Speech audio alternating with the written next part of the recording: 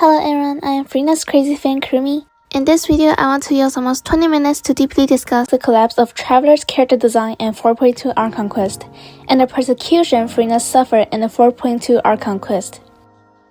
I'll briefly recap the plot around Furina and Traveler to explore the underlying problems. This video will include quotes from many other netizens regarding this event. Some of their sentiments resonate with me deeply, and I feel they articulate the situation better than I could. I also want to ensure their feelings and thoughts aren't lost amidst the flood of time. So if you're interested, let's not waste any time and dive right in. First, let's summarize the plot of Traveler and Furina in 4.2 to facilitate our subsequent analysis. Let's start with Traveler preparing to leave prison in the 4.2 plot. After leaving prison, Traveler goes to Melosines to inquire about the situation. Afterwards, Traveler went to look for Navia and learned the fact at the grave that both Malus and Silver had died. After Traveler felt pain by the news and comforted Navia, according to information provided by Arlecchino, hid to the ruins to search for clues. So far, everything seems fine, although later, due to the scriptwriter's selfishness, Traveler fails to save Navia even with the 5-element power, but luckily Navia turns out fine in the end. The folk discovers the prophecy stone, but due to Fossilor's plan, Furina cannot speak the truth. To make Furina reveal the truth, Nublet proposes a plan to forcefully interrogate her, and then the folk proceeds with planning the trial. After the plan is ready, Traveler immediately sets out to find Furina.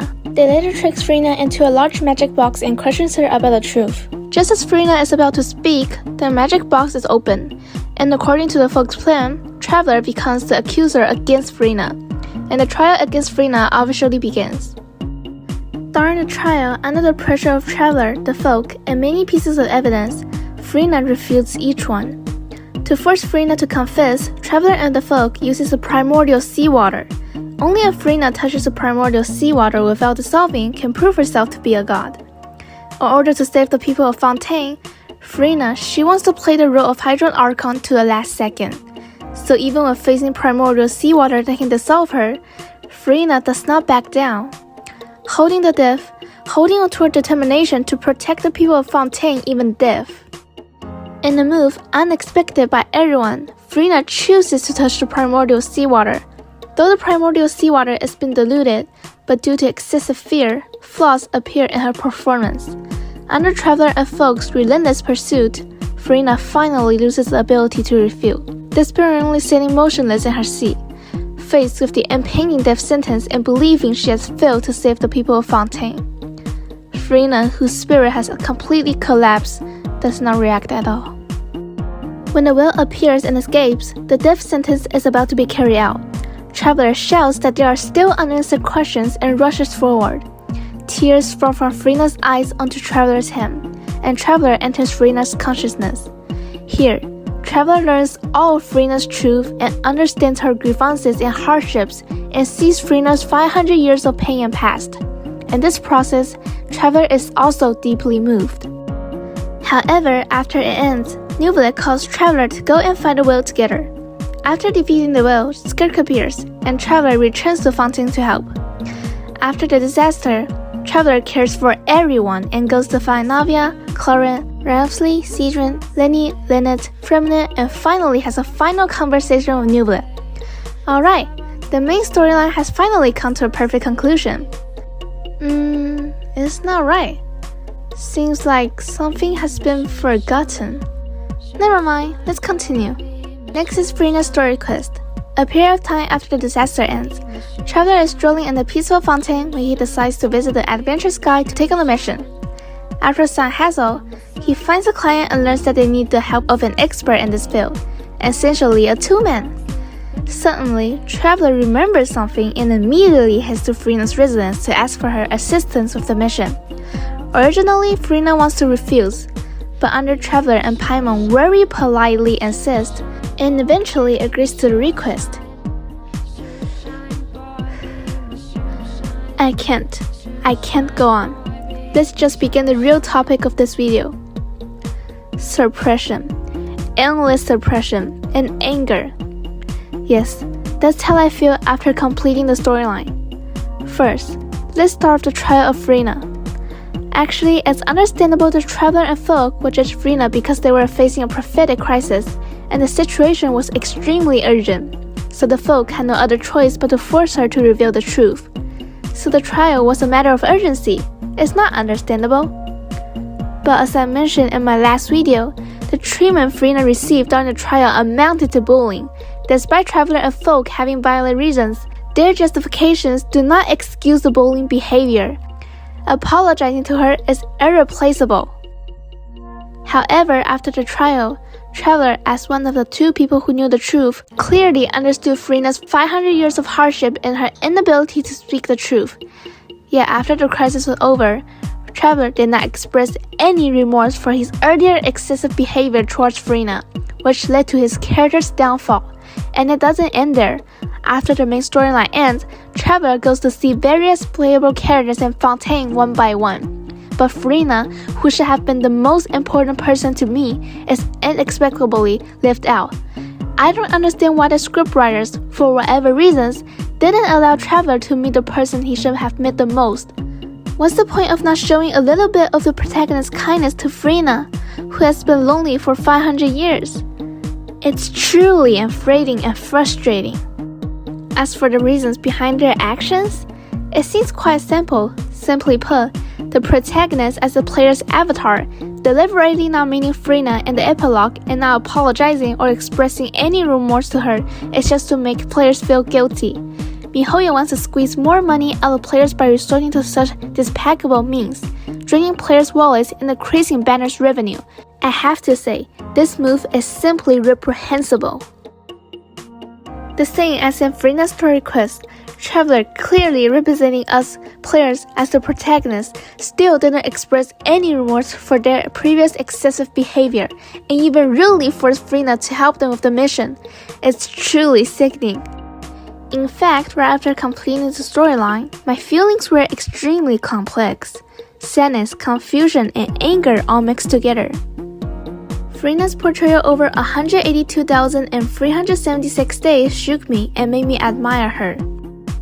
She was just an ordinary person with no power, yet she was willing to endure hundreds of years of pain and loneliness, even willing to sacrifice her own life to save Fontaine and its people. She's a hero, but it's ironic that at the end of the storyline, the scriptwriters not only failed to give her the treatment she deserved, but also tried to increase popularity and more revenue to this persecution. Back to the main topic, regarding what Furina encountered in the storyline, she was collectively judged by all the trusted people in the Archon quest, and the secret she has to guard was exposed to everyone. Even though the protagonist and folks had no choice but to do so, neither of the two who knew the truth apologized for their actions afterward. They didn't even bother to explain. Instead, they all acted as if she was at fault from the beginning. It was clearly Fossilers who told her she absolutely couldn't tell anyone. At the end of Furina's story quest, even random APCs acknowledged that her contributions should be recognized. Yet apart from Nuvula, Traveler, the only one who knew her truth for 500 years as the player's avatar, remained completely silent. After all her 500 years of hard work in the main storyline, was the great contributor, but the public remained oblivious. In the end, she only received the freedom she rightfully deserved. Right, and I need to remind you, the villagers of Passam still harbor hostility toward her to this day, and she herself carries the guilt of being accused of impersonating an Archon. I wonder if any of you have tried to emphasize Furina in the storyline. If I were Furina, I don't think I could have held on those 500 years, but suppose I did manage to endure it. For the sake of saving the people of Fontaine, I would have experienced such long-lasting loneliness and pain, unable to tell anyone the truth or share my suffering. I imagine I would feel extremely devastated and grieved inside. On the point of not being able to tell anyone, Furina is actually quite similar to the protagonist in ReZero, Natsuki Subaru. Both of them are unable to reveal the truth to others due to certain circumstances, which undoubtedly brings a lot of anguish and suffering. This is why when Subaru meets the first person he can confide in, Ikidana in the second season of ReZero, he breaks down in tears. He pours out all the grievances, hardships, and pain he has faced in the past, releasing all the pent-up emotions and grievances, which is crucial for both the character and the audience.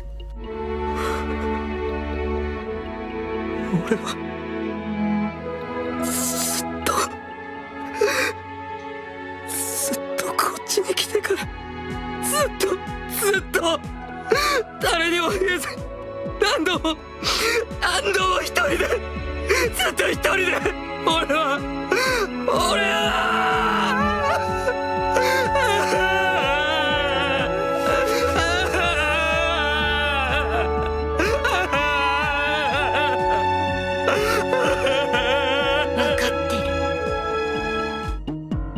However, looking at Furina's situation, I haven't seen this happen at all.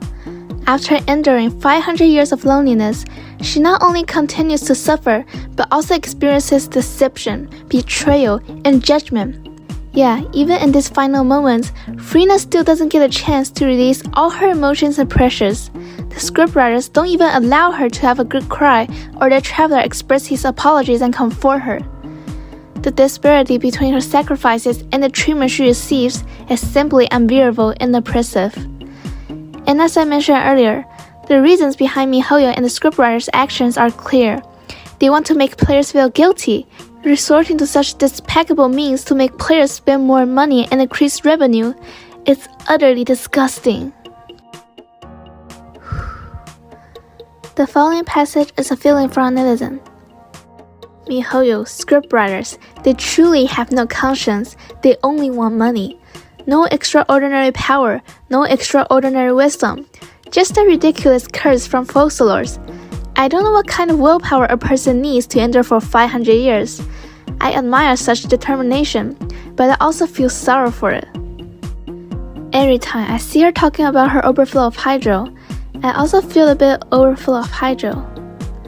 I am me. When I, as myself, learned about Furina's truth and hardships, my first reaction was to feel touched. To think she could endure to such an extent. Traveler, you really messed up big time earlier. You should comfort Furina properly and apologize to her. The second step is anger. Traveler, what are you doing? What do you mean by no? I still need answers. Have you even considered what this girl in front of you just went through? How dare you? The third step is fury. What kind of mindset is Traveler doing all this with? Is this the same gentle Traveler I saw before? Is this still me? Afterward, I don't dare, don't want, don't wish to see this part of the storyline anymore. I'm sorry, Furina. I shouldn't have watched this journey. I shouldn't have started this journey. The meaning of this journey is definitely not to forcefully create such a miserable character. For version 3.3.6, I can bury my head in the sand and pretend not to know. While the issues of Scaramouche and Nahida may be controversial, they're at least aiming for a good outcome. But when it comes to Furina, why emphasize in a story prologue that the hero's curtain call will be without applause or flowers? Why after diligently serving for 500 years, can she only emptily say the prophecy was wrong? Why is Focalors, as the Hydro Archon, unwilling to grant her even a slight ability, such as an allusion to frighten, leaving Furina, who has performed alone for 500 years? Before saying the scriptwriters had no heart was just a joke, a bit of fun. But this time, they truly have no heart. They're just cold, emotionless plot machines. They simply shape Furina into a tragic figure, tearing her apart. I'm going to make her miserable. You think you're a controlling traveler? No, the pen is in my hand, and I am going to make him a beast. When it's all over, want to go take a look? No, she has to cry on the throne. She had to sadly say the prophecy was wrong. She had to sadly leave the Palimornia. Then you guys idiot will feel guilty, feel sorry, and spend money recklessly. I am truly too clever. Truly too clever. Truly too astonishing wisdom. No matter how I look at it, the me who used to love Genshin Impact and look forward to it becoming even better seems like a fool. The scriptwriters and Mihoyo simply don't care. The plot doesn't matter, as long as they can trick the whales. It's fine. Character development also doesn't matter. Just slap a bunch of labels on them. Hydro Archon? Make way for Nuvolet. Nuvolet? How dare you say harsh words to the transcendent Skirk? Those Nuvolet fans really make me laugh. Even though Mihoyo portrayed Nuvolet so poorly, they still worship Mihoyo. Truly disgusting. Why? On what grounds? Just because you need to sell the tragedy, do you have to portray Furina so miserably? If you don't give the hero proper treatment, do you also have to hide away the applause and flowers for the hero's return journey? this is the sentiment of this netizen, and it's what I want to express too. Well, getting back to the point. In fact, Furina is my first fully constellated limited 5-star character. She's my favorite character in Genshin Impact, but if the scriptwriters want to gain popularity and more revenue by using this unfair persecutory method against her, then I have to say, you succeeded. You successfully gained more revenue by making me feel extremely disgusted and nauseated. But also, I can assure you that I will never ever spend another penny on Mihoyo skins in the future, unless you revise the ending of Furina's storyline in version 4.2, dismiss the scriptwriters responsible for this segment, publicly apologize. Maybe then, I may consider forgiving. But of course, I know that this will never happen for a proud and arrogant company like Mihoyo. After all, they simply don't care. They either lack the ability or the willingness to spend time writing good plots and shaping fleshed-out characters. They only know how to output extreme emotions, break through players' physiological defenses, and make them dizzy of spending. As long as emotions are triggered, logic, ethics, values, all can be ignored. Just control the public opinion, and as long as revenue keeps flowing, it's all good. I pretty much said what I wanted to say. Sorry I might have gotten a bit worked up.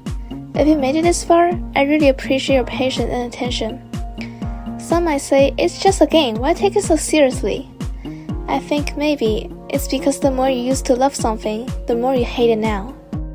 As for why I am bringing up the issue with version 4.2 now, well, back then, I was still quite fond of Genshin Impact, so when I finished the version 4.2 storyline, I was furious and baffled. Why would they write such morally corrupt and disgusting plotlines? I spent a lot of time and effort analyzing, thinking, discussing, and communicating, and after much hesitation, even though I might face backlash, I still resolved to make this video. I want to emphasize again, I am not targeting anyone personally. My main focus is on the scriptwriters and Mihoyo who are responsible for this unfair and unreasonable occurrences in the storyline of version 4.2, and the unfair treatment of certain characters. Regardless, my core idea remains unchanged. Whether it's the plot or strength, I seriously hope that certain unfair and unreasonable things will no longer happen. And I also hope that every character will receive equal and fair treatment, although it's already too late. Well, that's all for this video, but as a player who used to love Genshin Impact, I have more to say. These are all my personal opinions. Thank you for watching, and feel free to share your thoughts in the comments. I'll try to respond as much as I can. Also, if my remarks make you feel uncomfortable, I hope it doesn't affect your mood. It's just a game after all. And as always, I wish you a happy and joyful life every day.